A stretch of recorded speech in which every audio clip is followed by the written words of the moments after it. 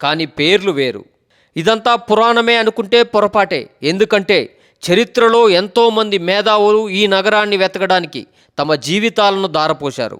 1833లో Hungarian పండితుడు సోమాడి కరోస్ శంబల గురించి ప్రపంచానికి మొదటిసారిగా చెప్పాడు. అది 45 నుండి 50 డిగ్రీల అక్షాంశాల మధ్య ఉందని అతను రాసుకొచ్చాడు.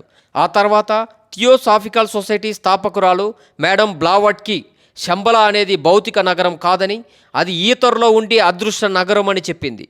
అక్కడి గురువులే మానవ జాతిని నడిపిస్తున్నారని ఆమె నమ్మేది.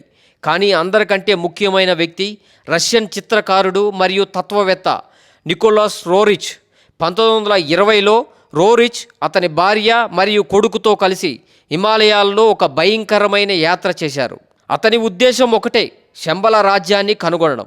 ఆశ్చర్యకరమైన విషయం ఏంటంటే 1927 ఆగస్టు 5న రోరిచ్ ఒక వింత సంఘటనను తన డైరీలో రాసుకున్నారు.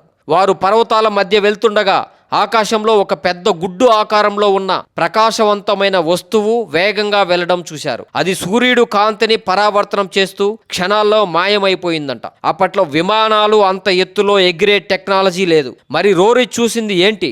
శంబల రక్షక వాహనాల? రోరిచ్ చివరికి శంబల ద్వారాల వరకు వెళ్ళాడని, కానీ లోపలికి వెళ్ళలేకపోయాడని ఒక వాదన ఉంది. అతను గీసిన పెయింటింగ్స్లో ఇప్పటికీ ఆ రహస్య మార్గాల క్లూస్ ఉన్నాయని నమ్ముతారు. ఇక్కడే కథ ఒక మలుపు తిరుగుతుంది.